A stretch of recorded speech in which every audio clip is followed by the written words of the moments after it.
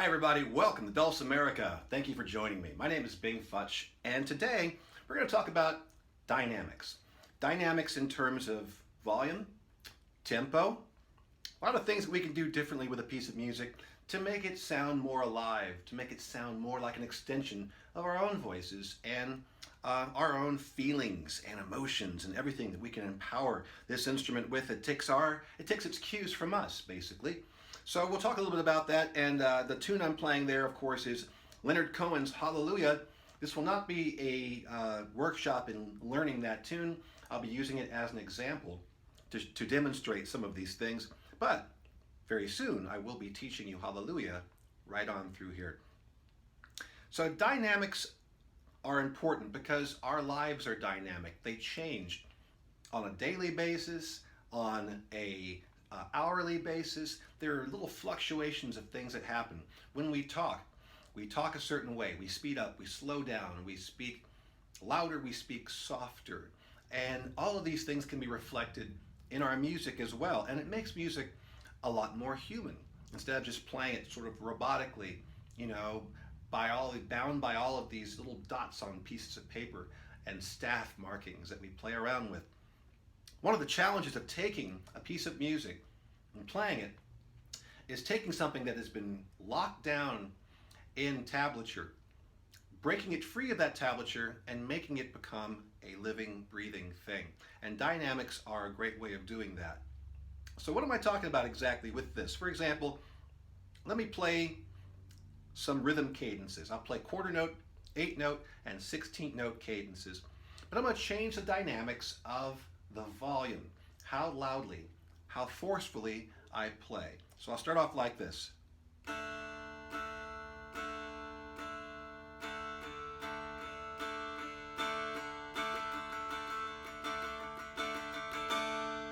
bring it up a little bit.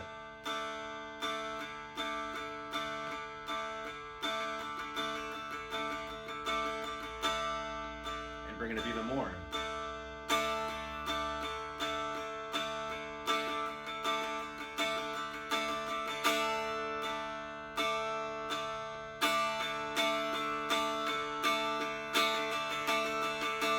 Bring it down.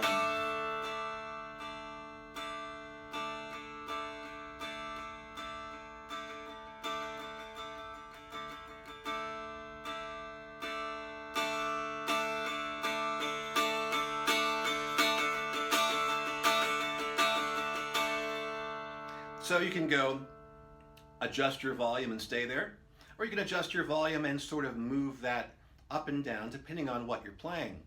So for a song like Hallelujah that's got a lot of emotional highs and lows, what I'll do is I'll bring it on strong and then I'll bring things back down to a whisper. What happens when you speak to somebody and they're talking in a normal voice and then they lower their voice? What happens is you lean in a little closer so you can hear what they're saying. And that's what bringing the volume does down in a musical situation. It gets people to sort of pay attention to what's happening. So if what you're doing musically requires extra attention, playing it louder is not necessarily the way to go, but playing it quieter is. Take a look at this.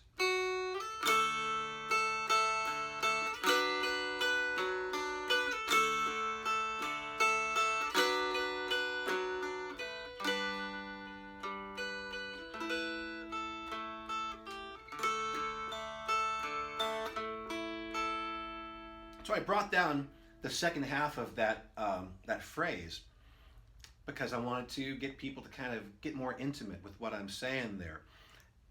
And then, similarly, you could go from quiet. When something does need to be sort of said with intensity, you can bring that volume up. It could be intensity of anger, intensity of joy, but that bringing up louder lets you know that there's some escalation taking place.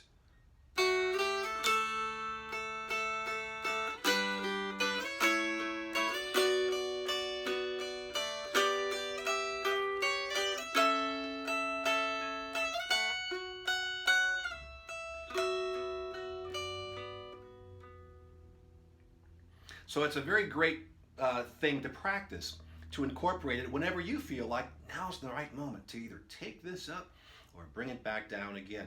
Volume is very, very effective in terms of dynamics. Another dynamic thing we can look at is timing. Now, of course, when you're playing a tune and you've got a certain tempo, you want that tempo to be consistent, because especially if it's a song that people can dance to, we as humans like to have a consistent rhythm. I mean, we live by a consistent rhythm. Our heartbeat, and by golly, we want that to be consistent. You know what I'm saying?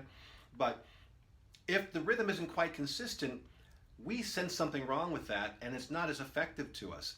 So you want to be consistent. But there are moments that we can take great liberties with that consistency in the realm of artistic license. So if you've got something that really needs to have a fine point put on it, or if you want to stretch out a hold, like a fermata, an indefinite hold on something, you can draw things out with a retard, slow things down gradually, and then pop back into tempo. Watch how I handle the transition between the verse and the chorus here.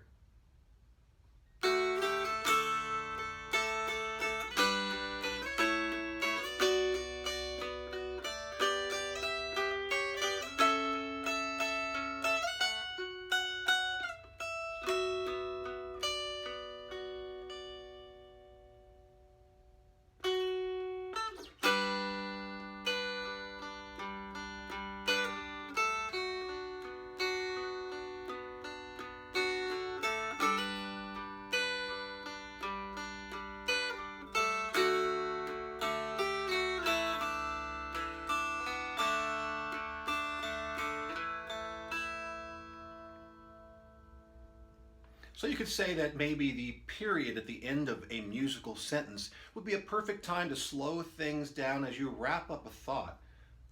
And then when the next sentence starts off again, or the next phrase, then you pick up and go back to the speed that you've been holding mainly for the rest of the piece. So that's called, well, it's dynamics of tempo for one thing, but it's also called playing rubato. And rubato means that you're playing it with a flexible sense of time, speeding up and slowing down for the sake of underscoring or drawing out more emotion from whatever it is that you're playing. That is completely acceptable. Now, playing with an inconsistent rhythm all throughout the piece can be very disorienting, and people may not be into it nearly as much, depending on what you're trying to get across.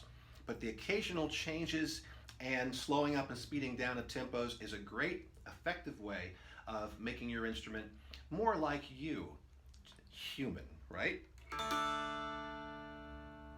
Now, there are other types of dynamics, throwing in embellishments, not having embellishments.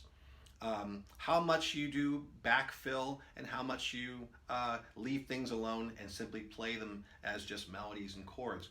All kinds of things that we can bring in and then take out to create a more interesting journey for the listener. But the two most important things really come down to the volume and comes down to how you work with the tempo. So a couple of exercises you can do that will help you think about that and bring it into your playing on a daily basis would be to play this cadence, quarter notes, 8 notes, and 16th notes. Do a measure of each, and then repeat that over and over again. Start off doing the quarter notes, 8 notes, and 16th notes, and see how quietly you can play.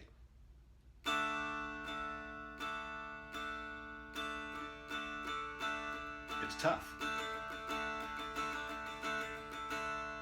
And then try to make your way from quiet to very loud in different ways. Try going up level at a time.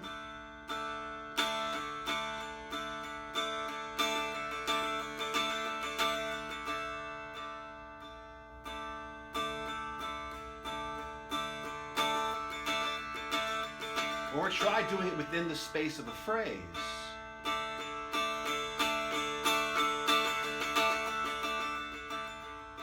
That's a little harder to do, but when you can pull it off, it sounds really, really super good. Try very stark contrasts.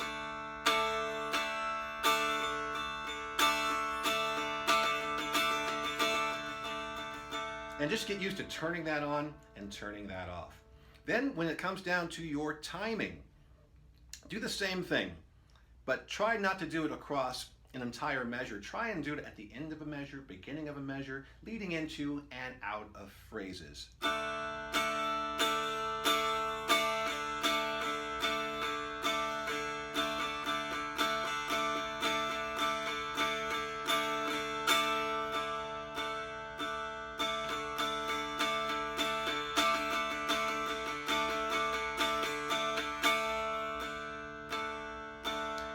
get used to starting that engine, slowing it down, and speeding it up again, you'll find yourself incorporating this a lot more when you play. Now, this is going to work a lot easier with the solo player versus an ensemble, because typically with those sorts of changes in tempo, that everybody has to come back in at the same time. So unless you have a conductor handy, usually the best way to do that is to have one or two principal players come back in, and then everybody has a point where they can jump back in once tempo has been reestablished. So try it, play with it, and then incorporate it when you play, whether you're in the jam or playing at home by yourself. Try to change some of that stuff and see if you can get it really to the point where everything that you're feeling and sensing is coming from you and going into the mountain dulcimer and then out to the world. It's a wonderful thing to be dynamic. It's a wonderful thing to be human sometimes. And it's a great thing when we can marry our music together with who we are.